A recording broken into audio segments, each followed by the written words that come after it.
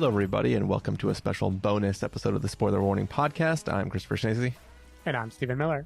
And if you're joining us for the first time, the Spoiler Warning Podcast is a weekly film review program. Each week on the show, we're going to dive in, debate, discuss, and argue over the latest films coming to a theater near you, except for this week, which we are doing part 2 of Stephen's coverage of his time at Cannes. Stephen Miller, welcome back to the United States. Thanks. Good to be here. I've been back for a solid, I'm going to say like 18 hours at this point, and it feels great. Love being back in America. You know, I've got my gun with me. I've got my freedom. I've got all the things that I was missing. Yeah. Are you going to be? When I was at France. Are you going to be popping a melatonin by the end of this episode as well? I'm going to wait. I'm going to wait a little bit to pop a melly, but it's definitely going to happen tonight. I have, ever since a few years ago when jet lag hit me so bad that I just went days without sleeping. In fact, I went days without sleeping until you and I attended a beer festival, which completely knocked me out. But ever since then, now if I travel internationally for at least 3 days afterwards, I always just do melatonin just to like force my system to get back in the habit of wanting to fall asleep again. Well, it's good to have you back. We just completed a review of Furiosa Mad Max Saga, and now you're going to try to complete the entire everything besides the first 4 days of the festival all in one go. But before we get started, Stephen, a few very important questions. How are the suits holding up? How are your tuxes doing? Suits are rough. I really thought this year I was not going to need a tuxedo every day. Like, I definitely had a plan of pivoting to the morning sessions and kind of doing fewer galas, but it didn't happen. Every single day involved a red carpet walk, which means all 3 suits got a workout for sure. And one of them, the pants are like really loose. Like for some reason I just didn't get them, because I tried to get them retailored recently, but I must have forgotten that one or something. So there were only 2 pairs of suit pants that I wore for the whole 2-week affair. And yeah, it was tough. They're not looking good. They're not smelling good. I cannot recommend them. Nice. Though I did, we talked before about how I was batching them like back to back, the same suit for a few days. The very last day when I attended the closing ceremony, I pivoted to wearing the nicest suit that I wore at the very beginning of the ceremony, like the Armani one. And that felt great again. Like, that smelled fine. So I don't know if it was airing it out or if it's just like the nicer suit breathes better than the really bad suit. I don't know. What was it actually smelling fine, or had you acclimated to just your entire Airbnb smelled like those suits? Well, I should say it smelled better than the other 2 suits. Gotcha. Maybe that's the statement I'm comfortable making. I will also say, though, the back pocket in all of the suit pants has been stretched out a bit because I have smuggled water bottles into every single screening in competition in this entire festival. I was successful. I never got caught, even though they had this machine that I don't think was a metal detector. I don't know what it was, but it would like beep if something seemed off, and they would have to like check me. And for some reason, it beeped on me every single time. Like, no matter what I did, like I would take off my Apple Watch, I would do whatever, it would always beep me. So I would always get manually checked and patted, but I just learned they never pat like the back right pocket. Never so I pat just your butt. Yeah, so I would just confidently walk in with the water bottle in my back right pocket. And every single time, like, it became a joke with the security guard where one of them would be like, "Oh my gosh, you always get beeped," and we'd be laughing. And the whole time I know I'm like, I'm smuggling. Now I know, like, I'm not smuggling alcohol, but it was like a reusable bottle that could have been anything, right? Yeah. And so it would have. Every time I was afraid I was going to disappoint my new friend if I finally got caught, but it never happened. Good times. Yeah, so maybe I need to get those pockets tailored again. I feel like they've probably been stretched out quite a bit after 2 weeks of shoving water bottles into them. I'm surprised you haven't just sewn in your own like Camelback like into your suits. It would make a lot more sense. I would definitely look into it for next time. Yeah. Though it would be if like you barely made one screening and you like plop down in your seat and like the hose shoots out of your collar and hits the guy in the seat in front of you. That would be fun. Definitely the first time I tried bringing these reusable water bottles in this time, because they kind of are, they have a sort of valve, you know, where you like fill it and then you snap it back closed. But the first time I sat down, like I wanted to be discreet. I didn't want to have the usher see me pull something out of my pocket. So I like half sat down and then tried to pull it out. But the way I half sat squeezed it and made it burst. So I was just sitting in a puddle. Good times. Yeah. Cannes, very luxurious, fancy festival where you smuggle water in and sit in puddles. All right. Well, the folks, this is like just my fun thing where I like to know about Steven Suits, but really, people are here to know about films you saw. So, what do you say we get started, Steven? Yeah, let's do it. So I gave you my actual planning spreadsheet called Cannes Plans, which always made me laugh. And I bolded a few titles, so we could just go chronological order through the bolded ones if you want. I'm flexible. We can do whatever. It's your format. show, Steven. Just all right. Yeah. This time I didn't do any homework beforehand. Right. Okay, good. So I'm along for the ride, like all the listeners. Great. All right, then let's just go chronological. So I picked some titles that I thought would be fun or interesting to talk about. And so the last time we recorded was on the evening of Friday, May 17th, my time. So let's just kick right back off in the morning of Saturday the 18th, where I saw a movie called Black Dog. This was an Uncertain Regard premiere. Uncertain Regard is kind of the second festival track at Cannes. It tends to focus more on kind of international cinema, you know, a little bit less of established directors, a little bit more maybe new voices, trying to have a more, you know, diversity of films at the fest. This was a Chinese film directed by Hu Guan, and it's set in a kind of remote village near the Gobi Desert around the time of the Beijing Olympics. I saw at least 2 movies this year that were Chinese that were set during the Beijing Olympics. So it seems like that must have been some kind of very symbolic moment for China, maybe, or at least a ripe ground for talking about it. But this has very little to do with that. This is actually a very, I thought, heartwarming story. There's an ex-convict who is coming back to his hometown. And one way he tries to make ends meet is by catching stray dogs. There's basically a thing being instituted by the city in preparation for the Olympics where they want to clean up the town, which means getting rid of all the stray dogs. And there's one dog in particular that there's a pretty big reward for, because it's this black dog that everyone assumes is rabid that no one has been able to catch. And when he runs into it, he tries to catch it. But over the course of the movie, it becomes almost like a How to Train Your Dragon type thing. Like both him and the dog are misunderstood outsiders, right? People that society has tried to push away. And they find kind of common ground and they warm to each other over time. And I thought this was a really lovely movie. You know, it was charming. It was funny. The titular black dog was in attendance on the Uncertain Regard red carpet and standing on stage. And I can attest he is a very good boy. And yeah, it's mostly a very kind of straightforward, heartwarming movie, the sort of thing that I think would do well here if we were to catch it at like Toronto or something. But it does have a few flourishes. Like it has 1 or 2 things near the ending that I thought were really special and kind of elevated it into a particularly beautiful, like artful movie more than just being a cute story. But yeah, I really love this movie. I called it out kind of early in my Decoding Everything coverage and then was pleasantly surprised to learn that it won Best Picture for Uncertain Regard. So clearly other people gravitated toward it the way I did too. So yeah, Black Dog, check it out. I don't know if it'll ever actually come out here, but I'm sure it'll hit the festival circuit at least. So the image for it and all the promotional things is him on a motorcycle, the guy on a motorcycle with a little sidecar that has the black dog in it. Yeah. Is that what he's catching all the dogs in, or is this at some point this becomes his little little sidecar for the dog? I'm a little surprised that's the image because I would say that's pretty late in the movie. Okay. Yeah, no, he's catching dogs with like a big net. Okay. A big net that he's created. Cool. Yeah. But yeah, lovely. This is one of those movies that I think would be very easy for people to love even if they're not that used to watching like international films.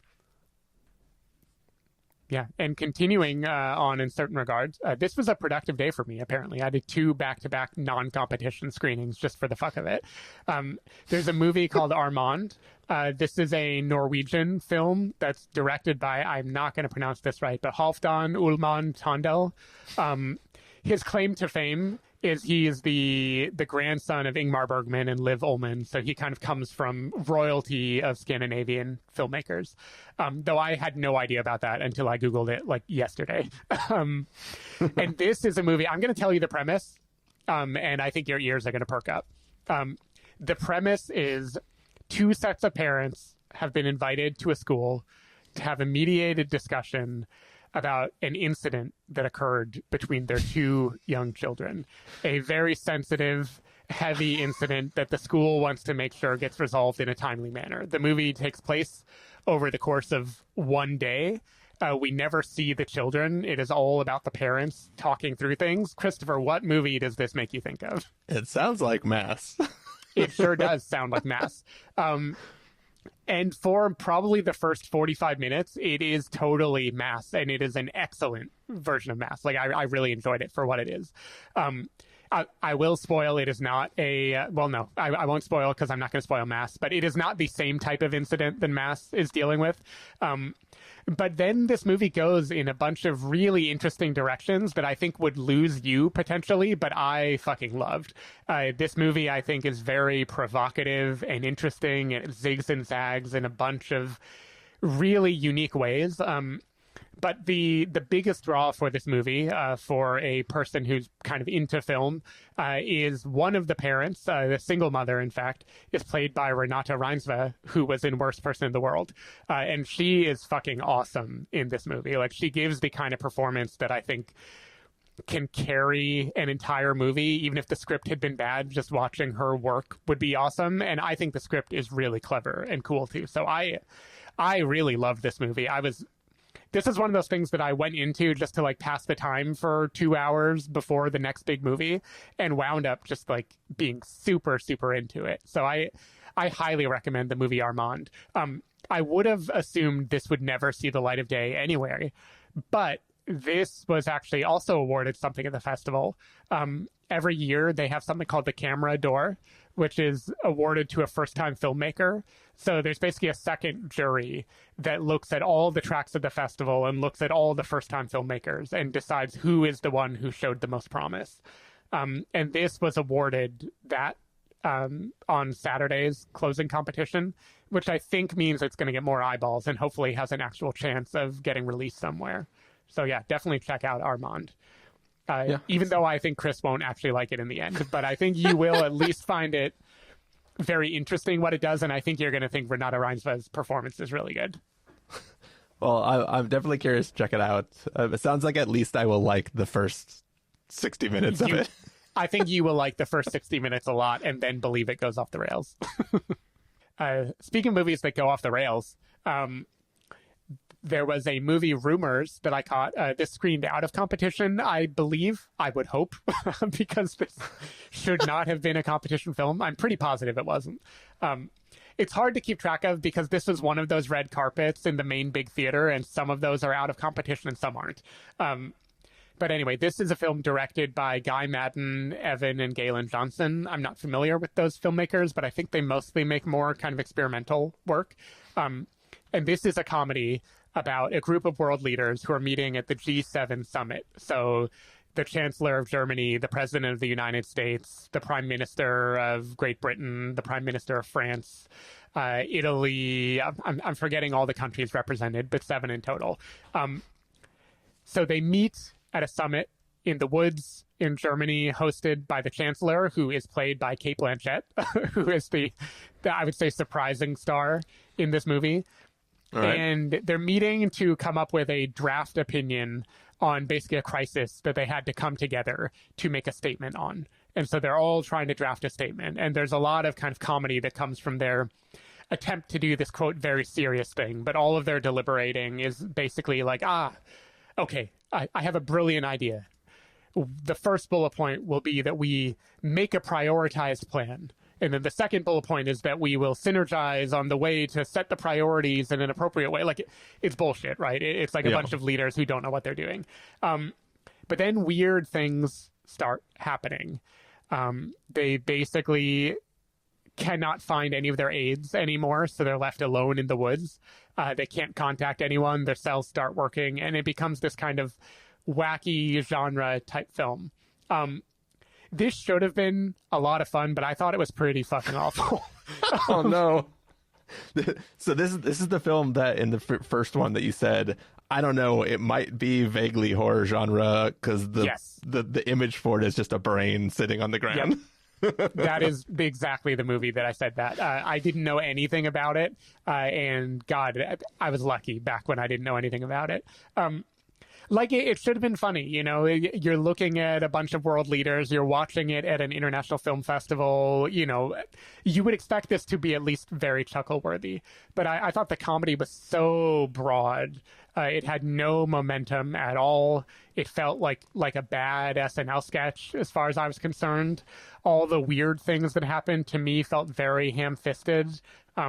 It tries to get meta, where characters start commenting on the fact that, we're all archetypes that represent our country. Like, I'm French and I'm very bloviating, and you're German and you're very rigid. And it thinks it's being clever, and I was just bored stiff the whole time. I could not believe that this movie was premiering at Cannes. So how did it read in the room? Because I know there are a lot of films that are this like satire style that like audiences over there seem to think are fucking brilliant. And then I see the film. Effect. Yeah. Where like I see it and I'm like, I hate everything about this and I don't think it's clever. So is that sort of where we're at with this? I think this was so devoid of momentum that even the room didn't hate it, you know, that this still, like everything that ever comes out, got a standing ovation. But I did not get the sense that the audience was vibing very hard with this movie at all. I think everyone kind of felt like this lacked momentum. But I don't know. I talked to a few of my local friends who I've met, and they at least mildly enjoyed it. So I do think non-Americans maybe got more humor out of all the different European stereotypes that were being put on display. I just thought it was like fucking obvious and boring, and I was really not into it. And then the last movie of that day was The Balconettes, which I think this is another movie I teased in our part 1 episode. It's directed by Nomi Merlant. I called her Naomi. I anglicized it last time. I said she was the partner of Celine Sciamma. I'm mistaken. The other Portrait of Lady on Fire star is her romantic partner. This is just her writing partner for this movie. But anyway, this is a midnight screening. Midnight screenings are usually wacky genre affairs. Like, I skipped a Nicolas Cage midnight screening called The Surfer 2 nights earlier. He almost always has something happening here. And the premise of this movie is that there's a group of 3 roommates who we call the Balconettes, who they live together, and during a heat wave in France, they basically spend a lot of time on their balcony. And almost in a Rear Window style situation, they're like looking around at other people, you know, they're interacting with their neighbors, they're gazing from afar at a guy that one of them has a crush on, and they chill out. And one night, they decide to go drinking with one of their neighbors, and things turn bloody. And from then on, this becomes, I would say, like an X-rated Drive Away Dolls almost type movie. It is very violent and gory, but it becomes this almost like comedy of manners of like, not comedy of manners, but like, what are they going to do in the aftermath of this terrible thing that has happened? There is a lot of blood. There is a lot of sex and nudity in this movie. There is a severed penis head that makes an appearance. All right. In this film. It is very out there in a way that I thought was super fun for a midnight screening. Like, I and the audience were definitely eating up all the shit that was going on in this movie. And it also had a surprisingly moving kind of feminist message. Like, this becomes a movie about anger over the way men abuse women and the way they force them into impossible circumstances, and it kind of becomes a cry of, what if we could just get rid of all the fucking assholes on the planet? And it is a roller coaster. It is bonkers. Like, this is a wacky movie, very joyfully, like intentionally. But I like almost teared up at the end still. And I think it's really impressive that Nomi Merlant managed to make such a midnight genre movie that also actually felt powerful and like it has something to say. So I have no idea how this will do in a non-festival scenario. You know, like if I were to stumble into it in an Alamo Drafthouse, I might think it was a little too weird, you know, a little too French, maybe. But in my kind of delirious midnight screening, I watched this from 12:30 to 2:15 in the morning. And I completely held my attention the whole time. I really enjoyed it. So I do recommend The Balconettes if it ever comes out anywhere, which normally I would think a movie like this won't, but between being directed by a pretty famous French actress and co-written by Celine Sciamma, I think maybe it has a chance. I think maybe it will show up. Yeah, I mean, it sounds cool. And if it becomes available somehow, I'll definitely try to check it out. Yeah, for sure. All right. And then this was probably the most painful turnaround of the festival for me, not including writing nights where I stayed up late, because that movie, The Balconettes, got out at 2:15 in the morning. And then I had to turn around and attend the 8:30 a.m. screening of Emilia Pérez. Emilia Pérez was the first movie that I failed to get into the premiere for. I tried. I learned that French movies are the hardest to get into this year. I think the competition of locals was just very intense, maybe. But because I didn't get into it, I not only had to attend the 8:30 a.m. screening, I didn't even have a ticket to it. So I had to wait in line starting at 7:15. Oh, no. So that was a really brutal night. But I knew I wanted to see it because it was getting a lot of buzz after the premiere. Emilia Pérez, let me describe this movie for you. It's directed by Jacques Audiard, who is a pretty well-respected French director. He made like Rust and Bone and The Prisoner, and he makes a lot of kind of cool movies, and he tends to have an interesting visual style. This is a musical. It is starring, among other people, Zoe Saldana and Selena Gomez. It is entirely in Spanish. It's set in Mexico.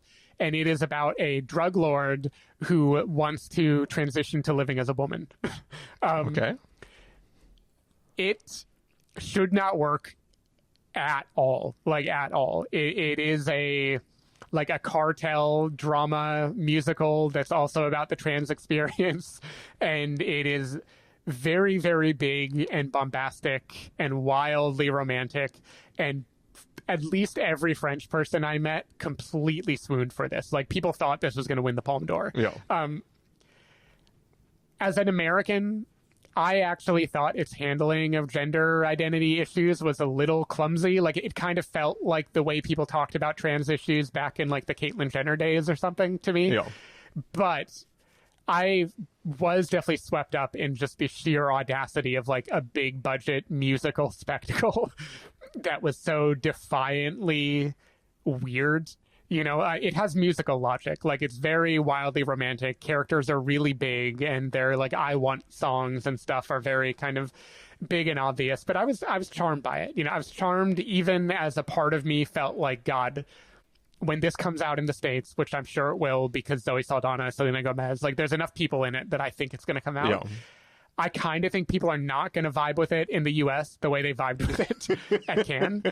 But I was pretty captivated by it. It's just one of those weird, big, ballsy things that I was happy it existed. Like, I felt like it was pretty special, even if I think it's kind of actually clunky in the way it deals with social issues. Yeah. I don't know. I'm really curious to see if this movie gets loved when it comes here or if it gets like canceled when it comes here, because both of them could be possible. I guess it depends on how wide it feels like. It's one of those things that's going to get canceled before it comes out, and then once it comes out, like, it'll be a limited release, and critics will maybe like it, and then people who would complain aren't going to see it.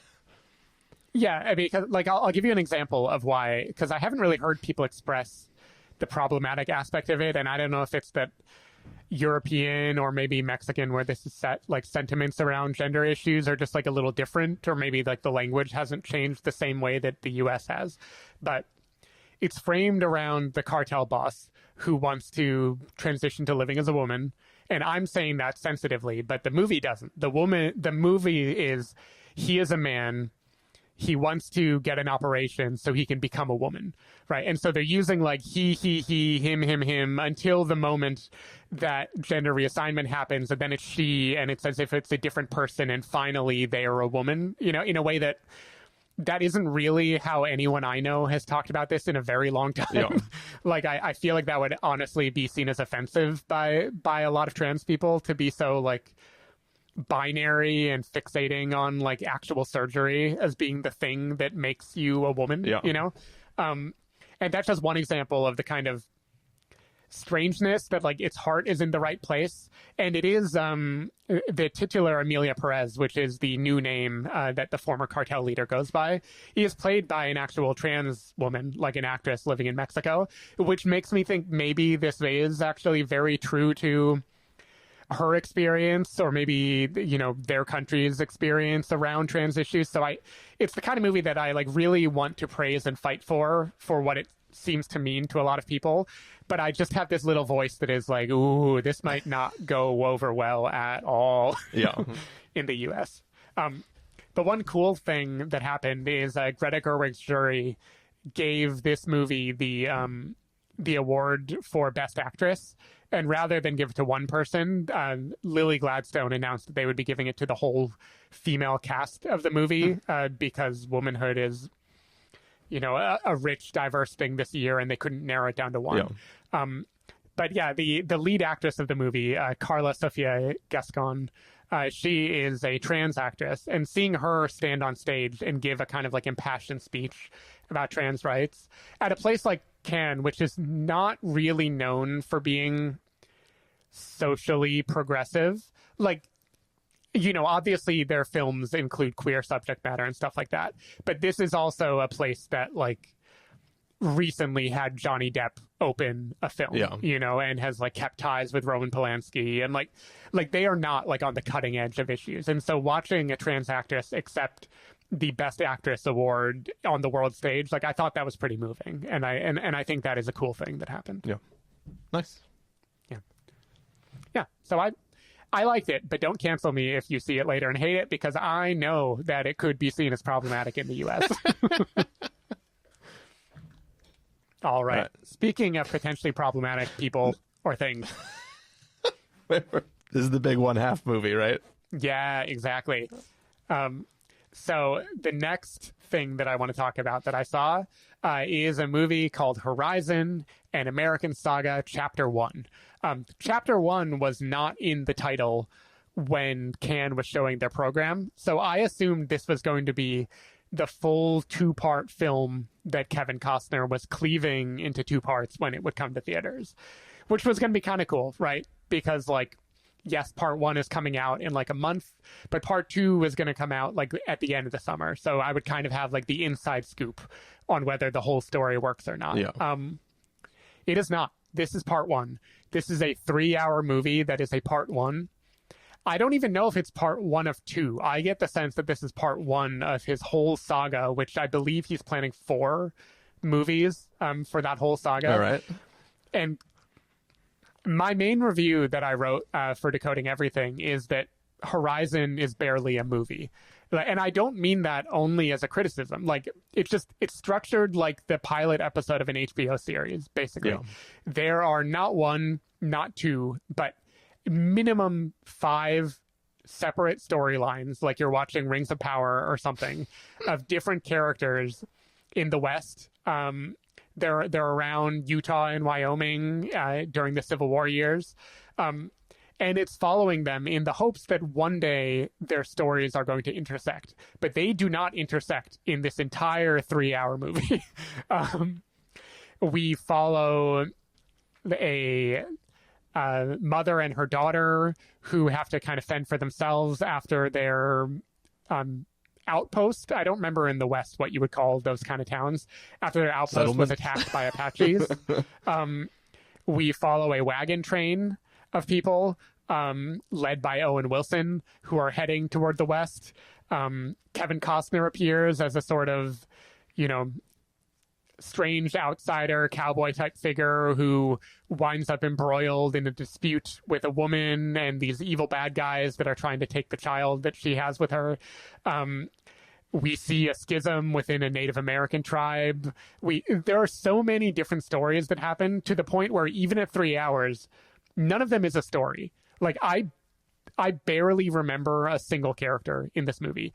I could barely tell you any point A to point B thing that they do over the course of the movie. This is all set up. Yeah.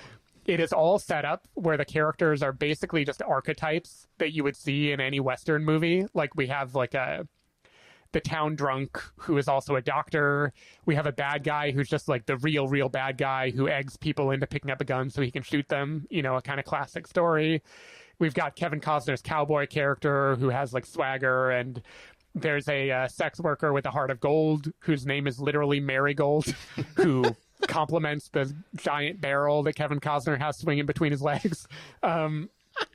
This movie, it is like the Native Americans in this movie. The Apaches are basically orcs from Lord of the Rings. You know, they're just like completely faceless, evil avatars of murder.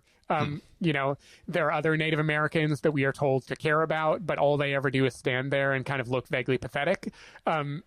It is very much like a Western, you know, and I get it. Like, I've seen a lot of Westerns in my 70s, 60s, and 50s marathons, and I've learned to love Westerns. But the reason I love them is they're very simple stories, right? You're watching a myth basically unfold. And so it's okay that they're one-dimensional. Like, it's fine because you're not doing it for a real character. You're doing it to, like, participate in this myth. A 3-hour movie that is trying to kick off a like 12-hour saga, as far as I can tell, of real characters in a sprawling American West, having every character have like no personality or depth and having nothing happen to them. I found this to be fucking bewildering to watch this at a live premiere for 3 hours at Cannes. And even though I saw memes being made about the like 10-minute standing ovation and Kevin Costner crying during it, almost everyone in my section left this movie before the end. Like, I feel like this is not going to do well in theaters at all. Like, maybe his conservative dog whistle works and somehow like people are going to decide to come out and love this, but I was bored fucking shitless watching this movie. So he's been like funding this himself, right? I think so. Yeah. I think a lot of his Yellowstone checks are basically going to this. And then did he actually only complete or he's finishing 2 parts, or was he already filming? Like, where's the 3 and 4 coming from? I know he announced the 3 and 4. I don't know if I assume they started filming already, because I think he planned on filming them back to back, but I'm not sure how far along they are. Yeah, because it's wild to come out of the gate with like a movie that you have to fund to make happen and then intend to do 4 things that's going to be way too long and throw it out in a state where nobody has any context for what you're actually trying to do, and then hope. I don't know if he's hoping that like 3 and 4 get money from external sources or what, but it seems like a wild swing. It is a wild swing. And look, I will never rule out the possibility that I was just really tired when I watched this movie, and maybe there's like a little bit more narrative momentum than I'm giving it credit for. Like, there are a few action sequences in this movie that I thought were fun. Like if this were an HBO series and it were a 1-hour pilot instead of a 3-hour pilot, I'd be like, yeah, not for me, but it could be good. You know, maybe like when it concludes, it's going to wind up being good. Like, I don't know. Like, and it does look nice. Like it's well made. It looks like a movie, you know?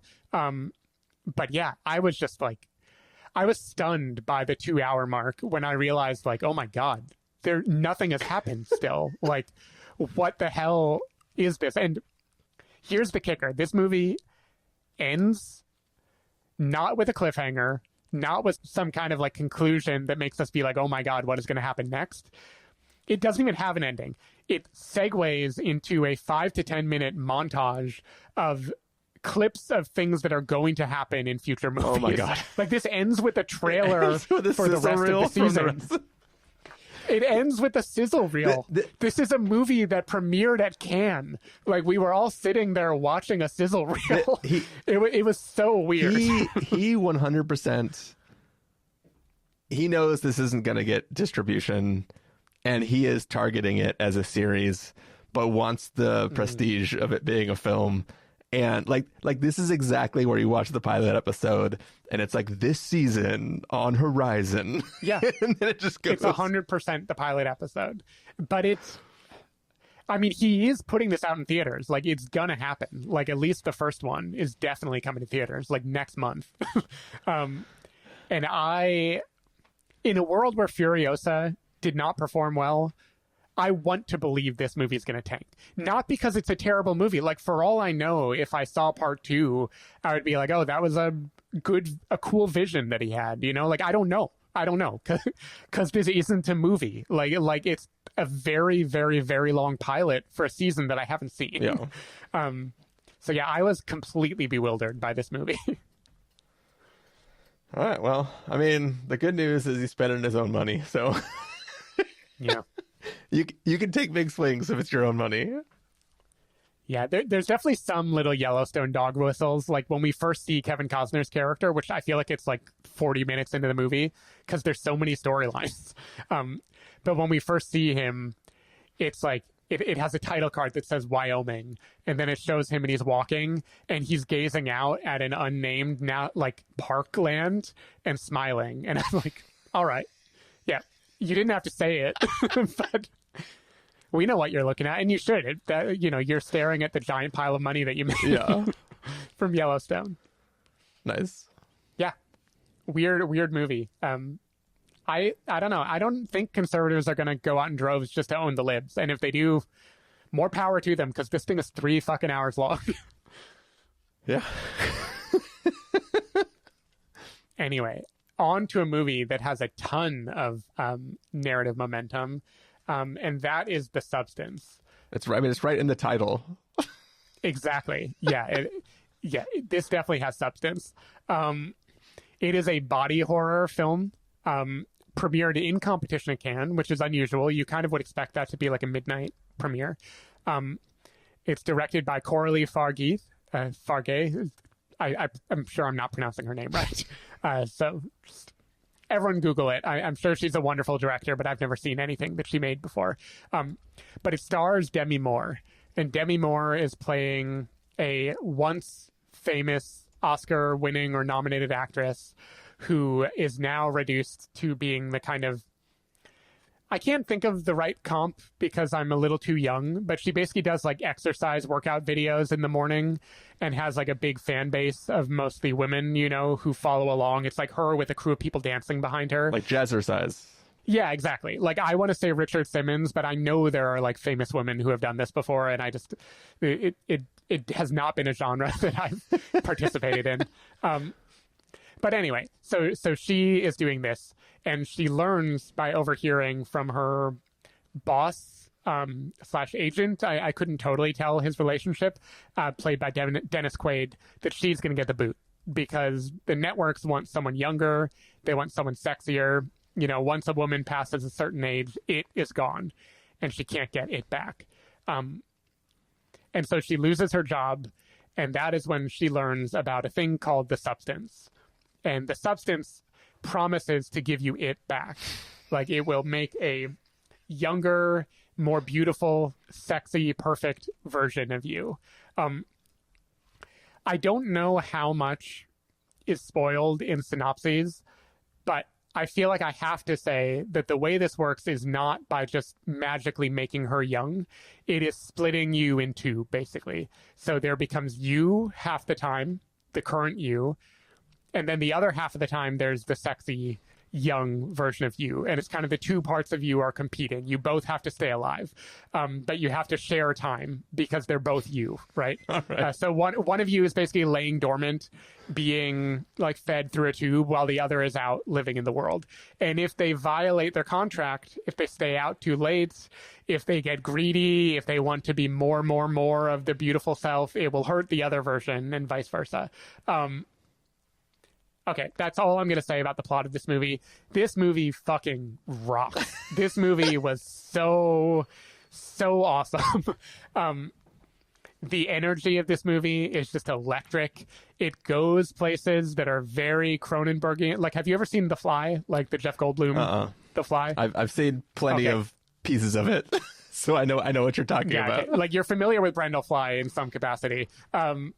Anyway, this movie turns into basically that. It is incredibly, like, body horror heavy. It is gruesome. It is hilarious. Demi Moore is clearly making a commentary on her own status, you know, as a once, like, incredibly starring leading actress who now is forced to kind of learn what it feels like in Hollywood when you've been not quite discarded, but, you know, put on the back burner. She is amazing in this movie. She is, like, totally fearless in this role. It's awesome to see. Margaret Qualley plays the younger version of herself. Margaret Qualley was in Drive Away Dolls. Yep. She's the woman with the southern accent. She was also in Kinds of Kindness, so she's really having, like, a hell of a year this year. She's really awesome as the, like, way too perfect version of Demi Moore. And Dennis Quaid is, like, hilarious in this, like, gonzo role as this total douchebag you know, Hollywood executive. The movie just slaps. I loved it. Like, this is probably not the most, quote, important film that premiered at Cannes, but I think, gun to my head, it might be my favorite thing that premiered at Cannes. All right. At least it's the movie that premiered here that I feel most confident in saying when it comes out in the U.S., people are going to have a blast with this movie. It is really fucking good. So definitely check out The Substance. Yeah, I'm definitely curious. The way you were trying to describe too many things, I'm not gonna lie, I don't like that The Substance sounds too close to Severance, because it feels a little bit like kind of the way you described it, like capitalizing on like, what if we took that premise but then made it more body horror focused and, like, changed the metaphor to not be work-life balance but be young oldness. There's a little bit in the back of my head is just tingling a little bit. Interesting. I would say the way it's executed, I never once thought of Severance, but it is an interesting comparison. Like, I'm going to have to chew on that a little bit. But no, I'm excited for it. Sounds good, though. Yeah, no, this movie rocks.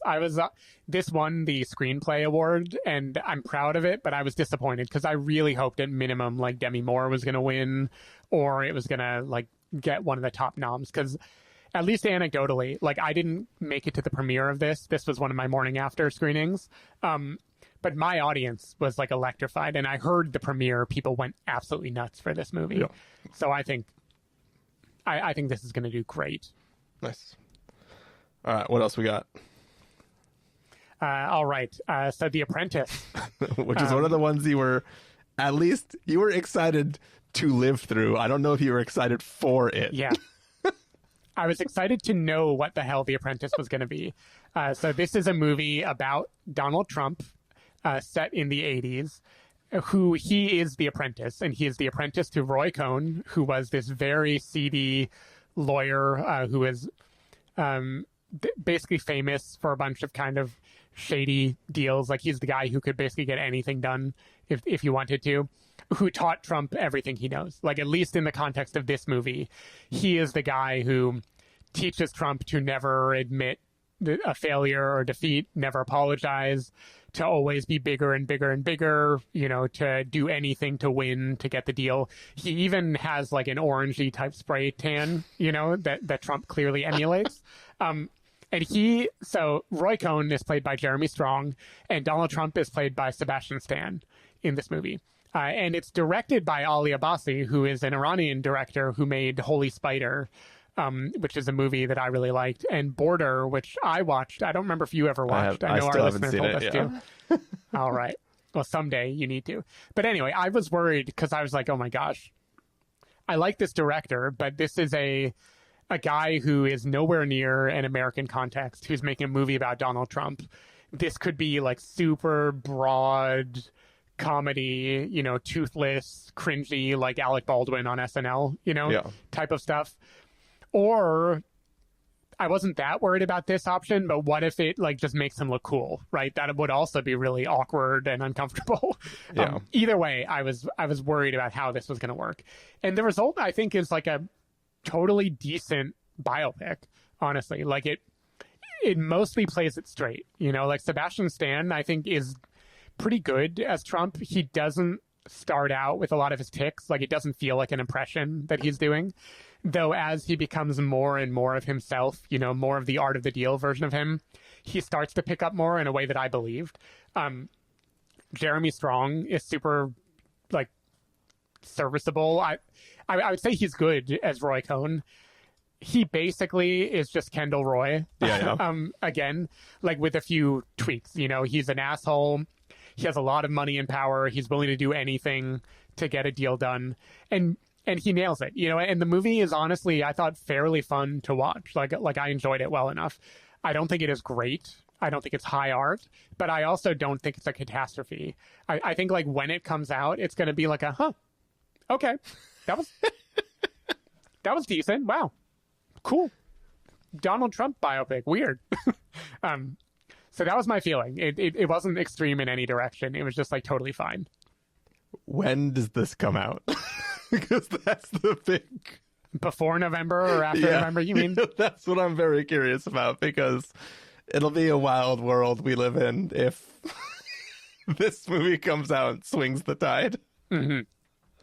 That would be interesting. I mean, I've heard this should be very unsurprising, that Trump or Trump's PAC or something is suing or trying to sue this movie before it comes out. But, like, he would sue anything. Like, I don't think there's anything in this movie that is extremely damning, or, like, it obviously is damning of Trump. You know, it portrays Trump like it would portray one of the Succession kids as this, like, douchebag who is learning how to fuck over other people, right?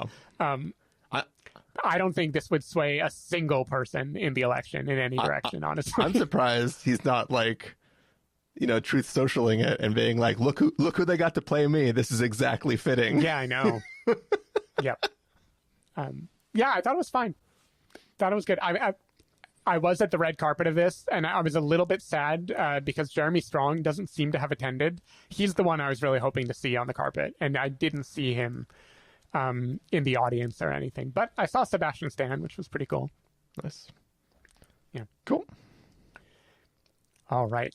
So I mentioned that The Substance was a very Cronenbergian type movie. And Cronenberg also had a movie premiering at Cannes called The Shrouds. The premise of The Shrouds is that a man is grieving the death of his wife.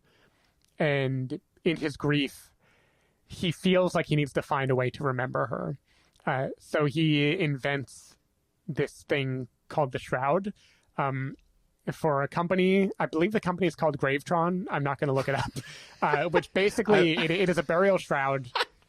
I mean, yeah, like I'm looking at a picture of gravestones, what looks like headstones in a graveyard, but with, like, cables coming out of them. Yep, exactly. So he invents these burial shrouds, which basically have a bunch of cameras and sensors on them that allow a person access to a feed of their loved one in the ground. So they can see their body. Like the decaying body? Like, underground. It's not supposed to be like a representation of them as though they're still alive. It's just like... No, this is not like a live AI or something. Okay. This is this is watching the decaying body of their loved one. It's supposedly inspired by, I believe, a Jewish burial rite that says that, like, loved ones should be near each other, you know, for all eternity. And so this guy not only created Gravetron, but he's also personally obsessed with it. Like, his wife is buried at this location.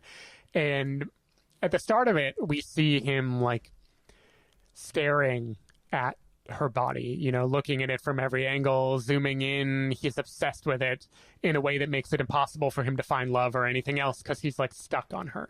And it seemed very clearly that this was going to be about, like, voyeurism and, like, obsession with body horror and what happens to us as we decay. And, you know, it seemed like it was going to be like a commentary on why a director like Cronenberg does what he does. And I was vibing with it. Like, I was like, okay, cool. Whatever you're going to do with this movie, you know, maybe who knows what supernatural thing is going to happen. I'm here for it. Instead, it becomes a fucking ridiculous conspiracy theory movie about, like, hackers who try to get into the feed, and then the guy trying to figure out who did it.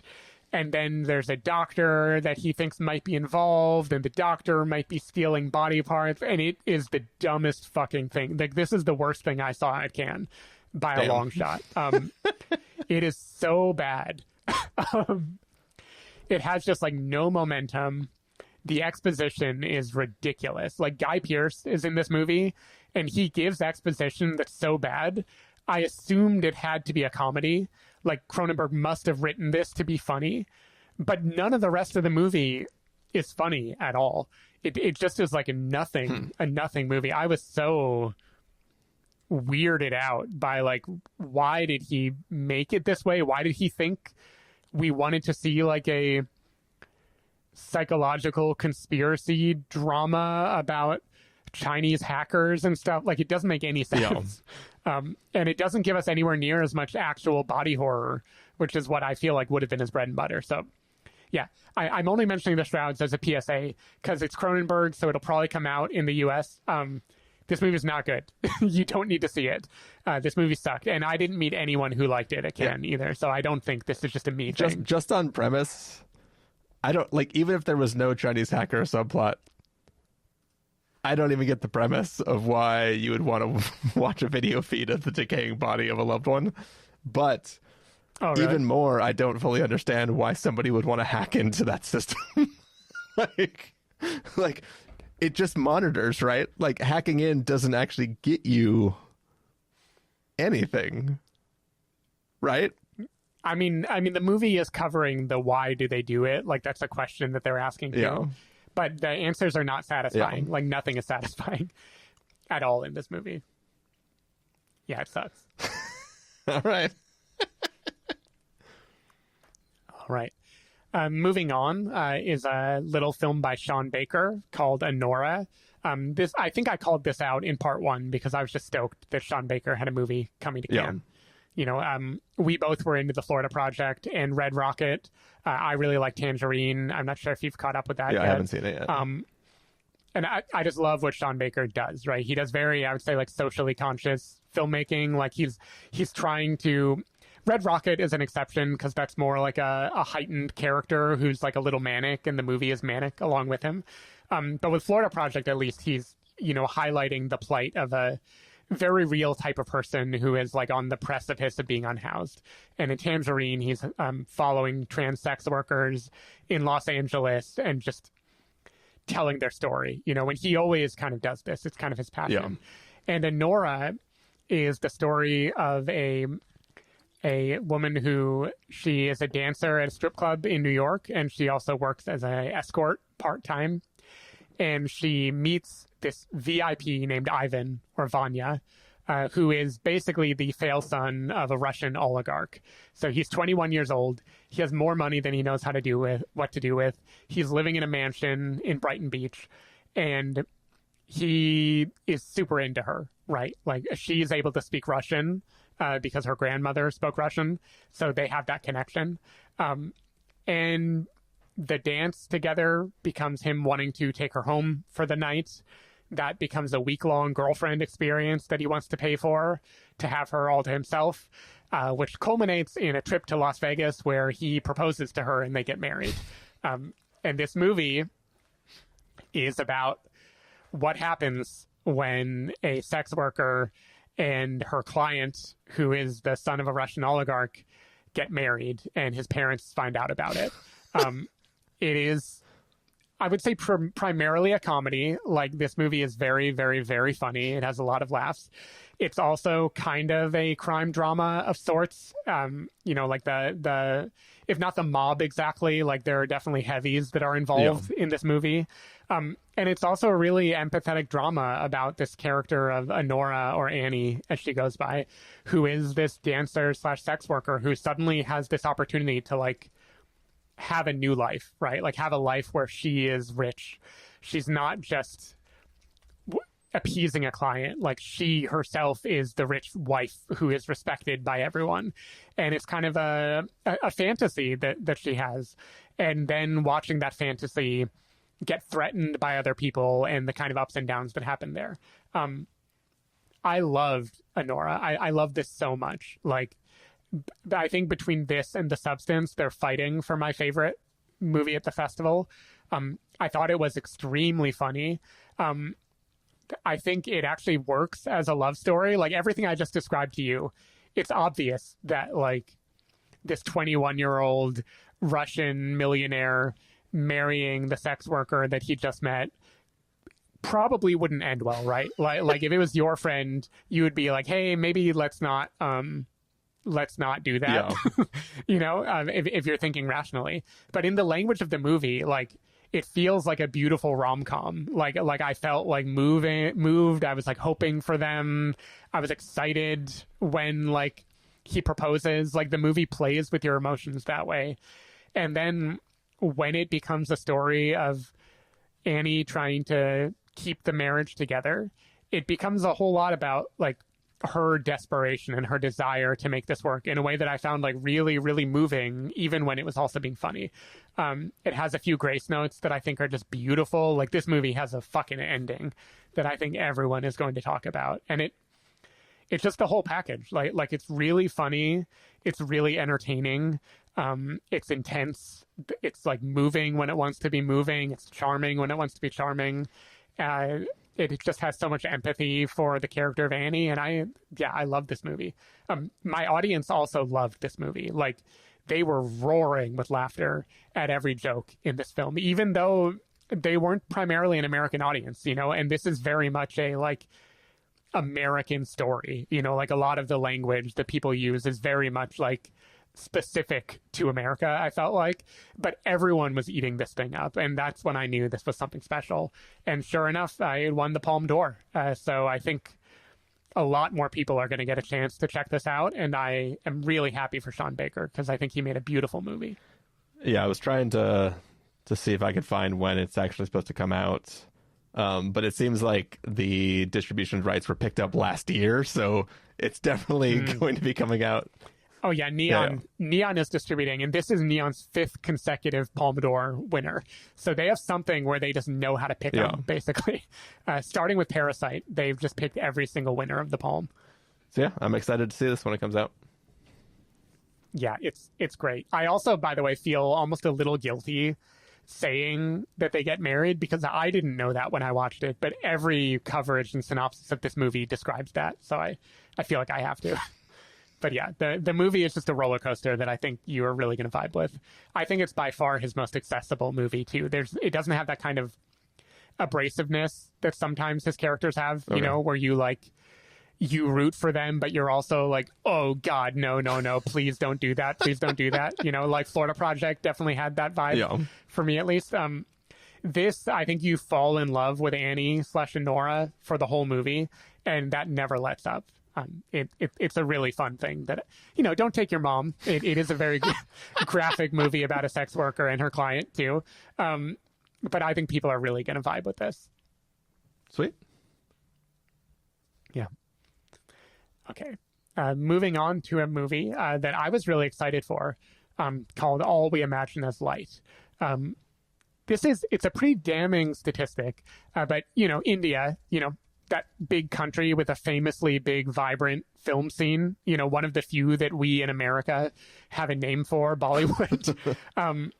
India has not had a film in competition at Cannes for 30 years. Oh, wow. Until All We Can Imagine Is Light premiered just a few days ago there. It's directed by Payal Kapadia, who had a movie that was kind of a documentary fiction hybrid a few years ago called A Night of Knowing Nothing that I really loved. So I was stoked. Like I made a list when the lineup was announced that I gave to Dave Chen of here are the movies that I think might be a big deal at the festival.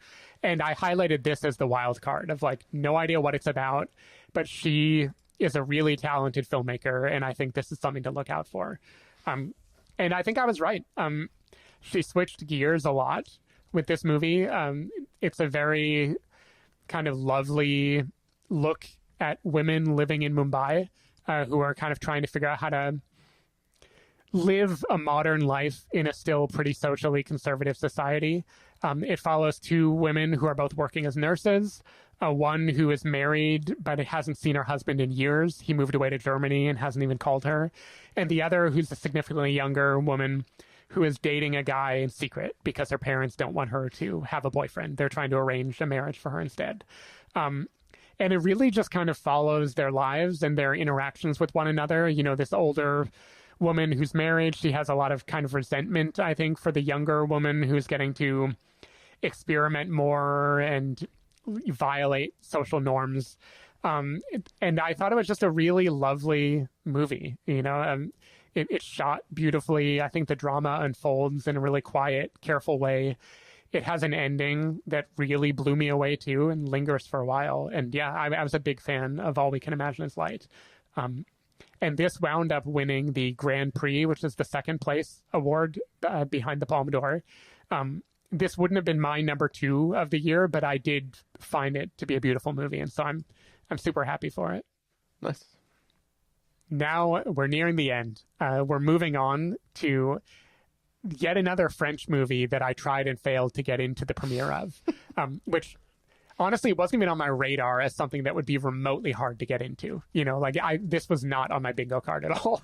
And that's a movie called Beating Hearts by, I'm just going to make fake French pronunciation, say Gilles Lelouch. And this is a movie, it's kind of a classic story of there are two people that met when they were in grade school. A girl, now a woman, played by Adele Exarchopoulos. I don't know how to pronounce her name, but she was Blue is the Warmest Color opposite Lea Seydoux. I think you'd recognize her if you saw her. She's a pretty big celebrity. And she is a daughter who lost her mother, so she lives alone with her father, and she's a kind of bright student, but a little bit of a rebel. And then the guy grows up in an abusive home, and he is basically a rabble-rouser, you know, a ruffian.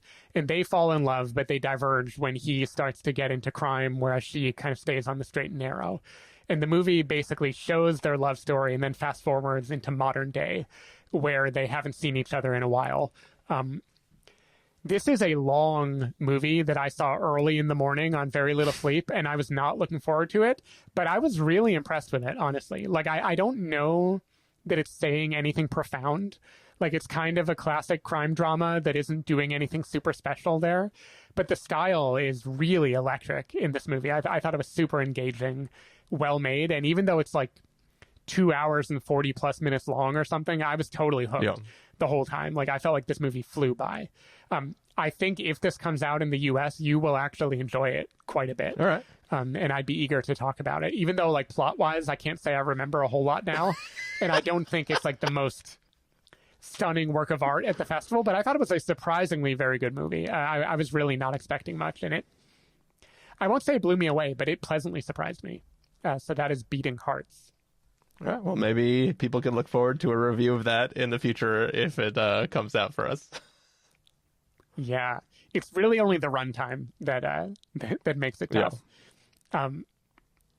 All right, so we are nearing the end. There's only 2 more movies I'm going to talk about, which is good because I feel like my voice is starting to go. One is a film called Seed of the Sacred Fig. This is an Iranian film that had a big backstory behind it. Because its director, Mohammad Rasulov, was threatened with prison time when it was announced that this was selected for Cannes, 8 years in prison by the Iranian government, unless he would withdraw it from competition. This is something that happens actually, I'm not going to say a lot, but in Iranian cinema, this is a thing that directors face sometimes if they're speaking out against the government. Yeah. But he refused to withdraw it, and instead he and many members of his crew fled across the border from Iran in secret and made their way to Europe so they could make it to the Cannes premiere that happened just a few days ago. So even just seeing them enter the auditorium, it was like a pretty powerful experience, right? It's an act of political resistance that he's even here. You know, he's defying the government and like essentially risking his life to do it. And I thought that was really, really, really cool to be a part of. And the movie is fantastic. The movie is a psychological thriller about a man who's kind of like a career civil servant, a lawyer, who finally gets this big promotion to become a judge in the revolutionary court in Tehran. And he gets this promotion just as protests are starting to break out across the city, especially among the youth, over the kind of restrictive measures that the government is using. And so he is this guy who is tasked with judging people and judging them harshly, primarily on behalf of the government, while around him, the city is kind of on fire with protest. And it uses the dynamic between him, his wife, who is mostly very supportive of him or tries to be, and his two daughters, one who I would say is probably around like 15 and the other who's maybe in college, to kind of explore the way that the political climate in Iran can like pit people against each other. You know, his daughters kind of reflect the protesters, the new generation who want things to change. And he reflects the kind of person who wants the old guard to remain. And alongside that kind of tense family drama, there's real footage of like news events and social media videos of actual protests and police brutality that really were happening in Tehran at the same time. So it becomes a kind of clear commentary on the actual state of the world. And it's very harrowing and powerful, and it really keeps the energy up the whole time. For much of this, it's really just a psychological drama, but it does become more like a thriller as the story unfolds. Yeah. And I thought this was fantastic. You know, even if it weren't for the backstory of the director nearly being imprisoned and the kind of bravery of making this movie, it would still be one of my favorite films of the festival, just as a like fiction, you know. But combining those together along with documentary footage and everything else that he does, it like I thought this was going to win the Palme d'Or, and I would have been totally happy for it to win.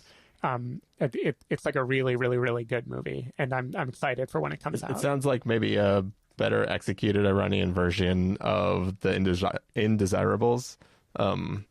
It feels that's a good comp. Yeah, so I'm definitely curious because I like that other film, but it didn't really hit, and it sounds like this one hits better. I think you would be very into this movie. I thought it was electrifying. And this premiered in the very last day of the festival on Friday. And usually you kind of don't expect a big thing to hit that late. But when it did, I was like, oh my God, this is the winner, right? Like this is the thing that everyone is going to agree on.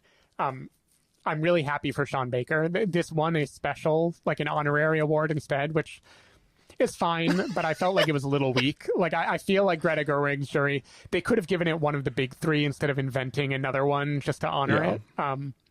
Because this deserves that. Like this is also one of the best movies of the festival. Awesome. All right. Did you save? I mean, you already said what the best of the festival was, so you didn't save best for last. But for your last one, is it at least the most exciting that you want to talk about, or you just went chronological, so you didn't I just went chronological. All right. Yeah the very last one is, I'm just using the English translation that I found on Google Translate. I don't know what they're going to officially go with. It's called The Most Precious Cargo. This is an animated film, which is something that I surprisingly did not know until I sat down and it started. And this is directed by, I'm not going to pronounce the director's name right, Michel Hazanavicius. He made The Artist, which you might remember as the movie that won the Academy Award for Best Picture in like the early 2010s. That was a black and white, nearly silent film that was kind of divisive as a winner. You know, some people loved it. Other people thought it was kind of schmaltzy. But it's kind of famously one of the more like, best picture winners in recent memory. But anyway, this is a animated film of his that takes place during World War II. And it follows a woodcutter and his wife in this kind of remote foresty area that is near the train tracks. And one day, you know, the train comes by every day, and one day there is a baby, like a little swaddled child that has been left behind. And the wife has never been able to have a child. And so she takes the kid and wants to raise it as her own. The woodcutter does not like this. The woodcutter is against the idea. And after, maybe 20 minutes, the way the woodcutter is talking, you start to realize he's saying, oh no, this is demon spawn. This is one of them. This is one of the heartless. This is a race that is not ours. This is a creature that we can't raise. And you start to learn that, oh, these are people who, in the middle of World War II, have been told to vilify, this other race of people, the Jews. And it becomes a movie about prejudice and then acceptance, as he and his wife embrace this child and learn that the heartless actually do have a heart. It's basically a fable. And I thought the fable part was actually very beautiful. Like, it's animated in a very lovely way. I found it very moving. And for a while, I thought it was beautifully subtle, in the way it has the train going by, and you would have little hints, of what the train is or where it's headed, but which I think are probably obvious to you, even as I say this, but kept just as a hint. I thought it was like a really beautifully executed idea.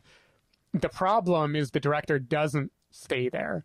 The director starts showing us more and more of the inside of the train and what led that family to give up their child. And then it starts to show where the train is headed. This becomes a Holocaust film that spends a lot of time showing us very like Schindler's List type footage, animated footage of the experience of the Holocaust. Yeah. And all of that. I always feel bad criticizing this stuff, or saying heavy-handed, because I don't know. I don't know how it would feel. If this were a personal story, or if I lost a member of my family, maybe you never can get enough of repeating and showing this again and again.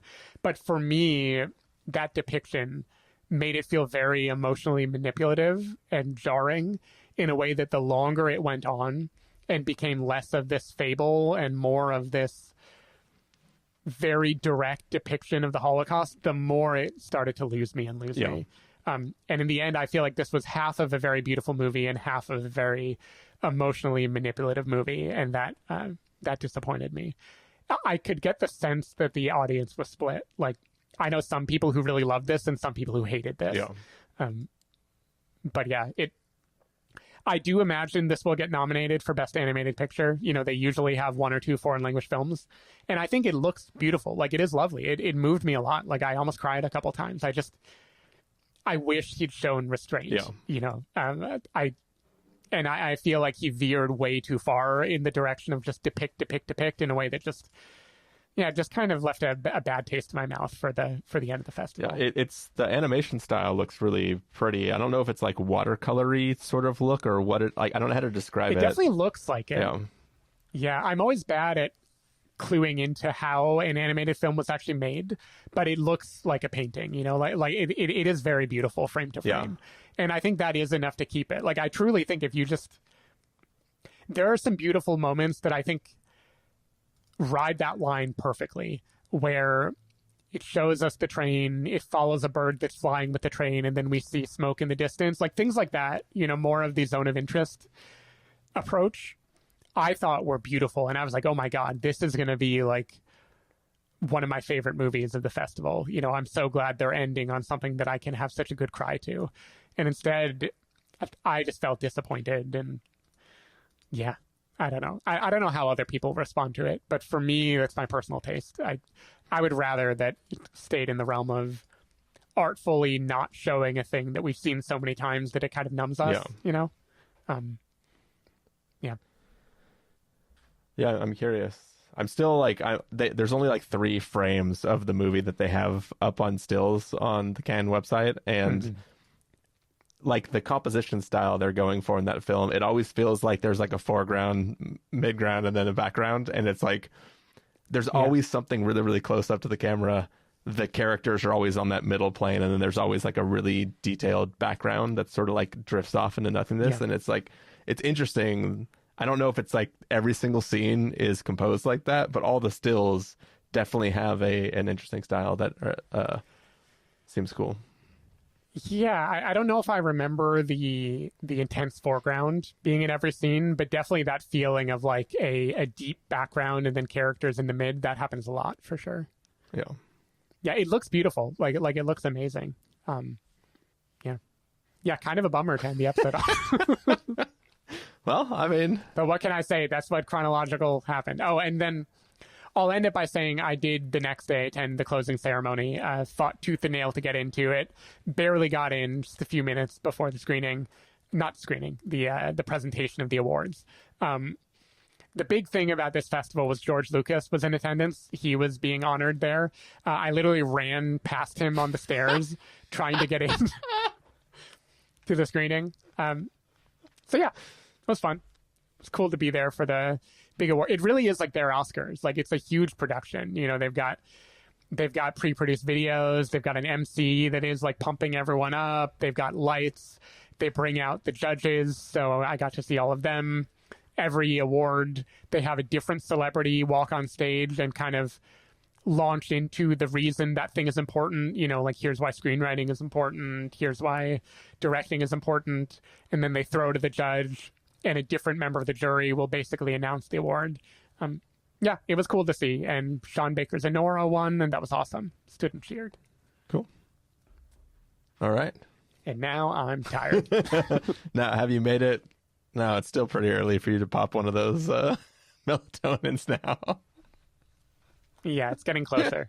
You just got to make it a few more hours. You got to rewatch something. I don't know. Something that'll keep you up. Rewatch Fury Road. All right. I'll do it. All right. Well, that's going to be the end of our coverage. Steven's coverage, really, of the 2024 Cannes Film Festival. Stephen Miller, if people want to find you throughout the week, where can they do that? People can find me at Threads or Blue Sky at sdavidmiller or sdavidmiller.com.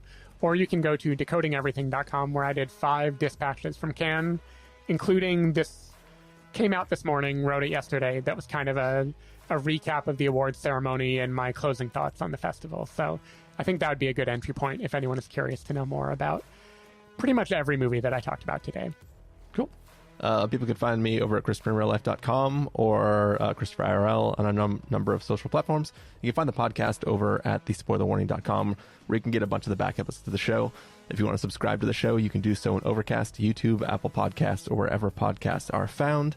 If you want to know when the episodes go live, you can follow us at twitter.com/spoilerwarning, facebook.com/thespoilerwarning, or instagram.com/thespoilerwarning.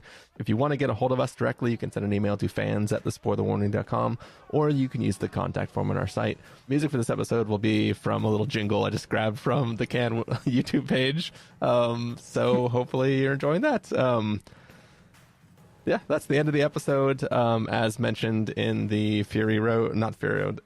as mentioned in the Furiosa review, we're going to try to get another few episodes out for you over the next coming weeks, and then there'll be a little absence while I am off on a little vacation.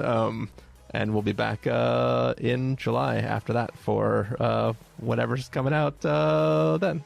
Whatever the hell's coming out. All right. See you, everyone. Bye.